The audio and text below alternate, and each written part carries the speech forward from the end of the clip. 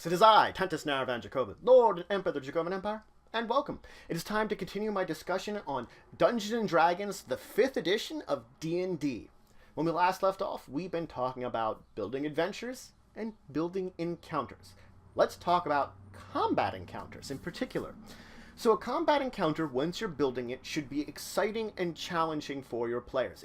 You should manipulate it in such a way that it fills your characters with excitement. The first step you're going to take, of course, is to determine the difficulty of this encounter. There are 4 levels of difficulty. Easy assumes that there shouldn't be any trouble to complete this task, and usually your characters can handily defeat whatever opponent is. Normal assumes that there might be 1 or 2 difficult spots to it, and there might be some need for some healing at the end of said encounter.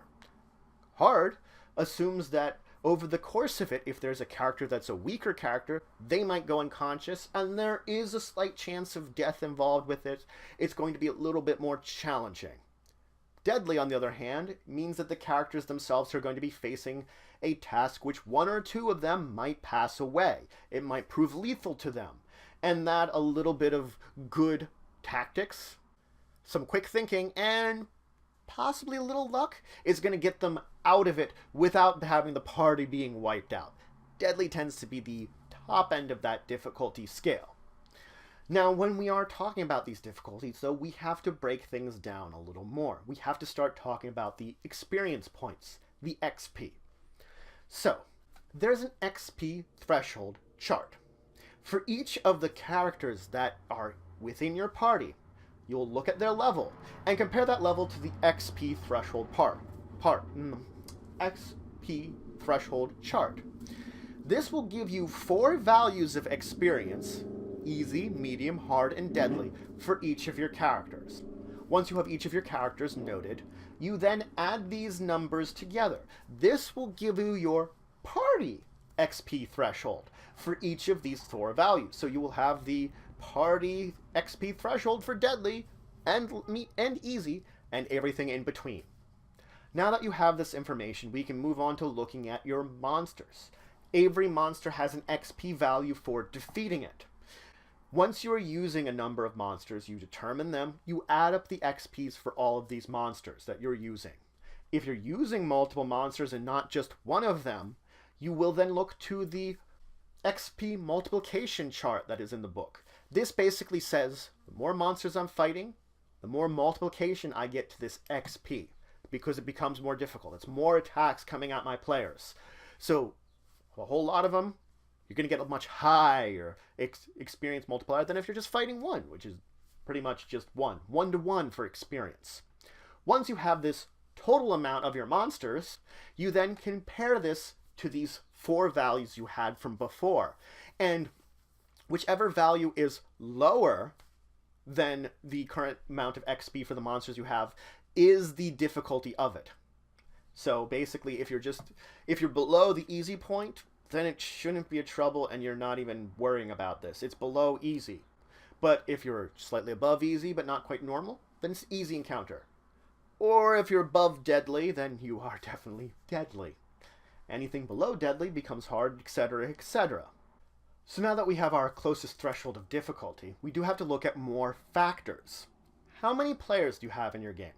Most of these encounters assume you have between 3 and 5 players. As long as you're within this threshold of players, this works fine. You should work out fine. Of course, again, you can see that there will be differences between having 3 players and 5 players. 5 players are probably going to have a little easier time than 3 players, but again, it will work within these thresholds. If you get below 3 players, though, then you will consider the XP multiplication 1 level higher. Basically, that means you're going to consider more experience, more deadly for this combination of monsters. On the other hand, if you have 6 or more players, you're going to go 1 lower. It's going to be easier. If you're at 1, you technically go to half a percentage. You multiply it by half, rather than going down to 1. You just multiply the total by half to figure that out. Now, traditionally, encounters themselves might not all show up at once. Not all the monsters show up once. They could technically show up in waves. Basically, after a certain point in time, more monsters show up or more opponents show up for your characters to fight. These are all considered separate encounters. You're not going to consider them all together. Effectively, it's just preventing your characters from resting in between them. It's going to assume that they can handle these each as their own separate encounters very easily, or as well as they normally could have. Now, the result of this actually has an effect at the end of the day. When you're figuring out the end of the day experience and figuring out how to figure that out, you multiply the most difficult encounter by a third to sort of try to add that into there. You adjust the XP value by a third to figure out how difficult it was. Effectively, these groups of encounters basically became a little more difficult, and they're eating up a larger chunk of your end of the day encounters. But let's talk about what that actually means there, because this is another important factor.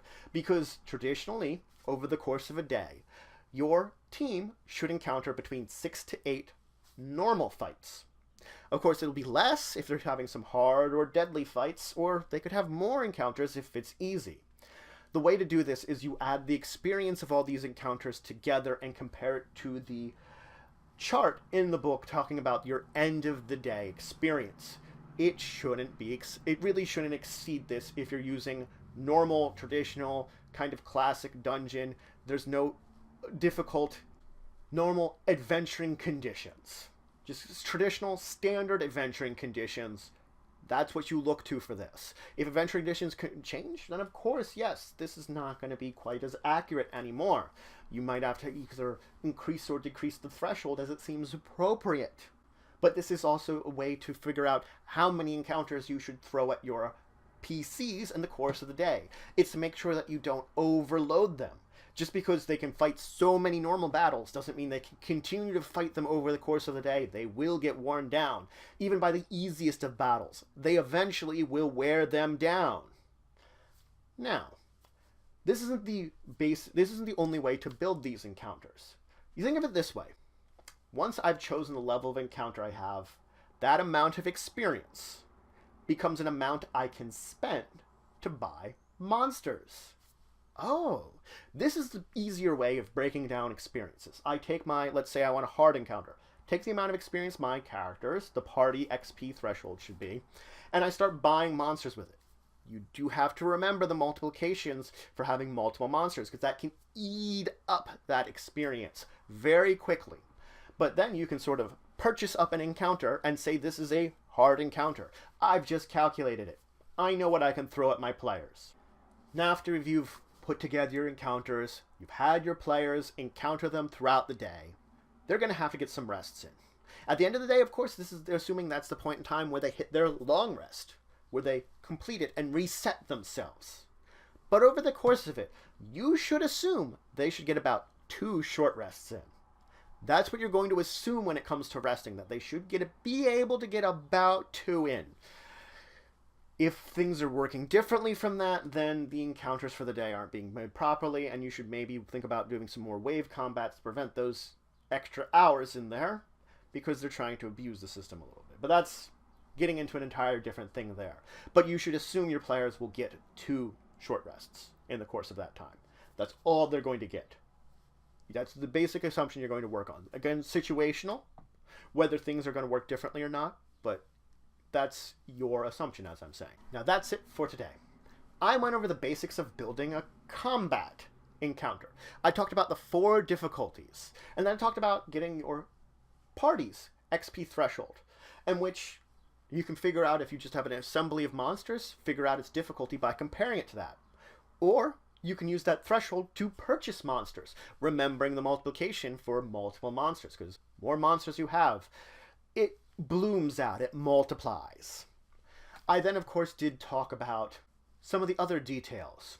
Wave monsters, having parties that are non-traditional size, talking about how many encounters your players are going to get during the day, how much times can they dive into combat and survive appropriately.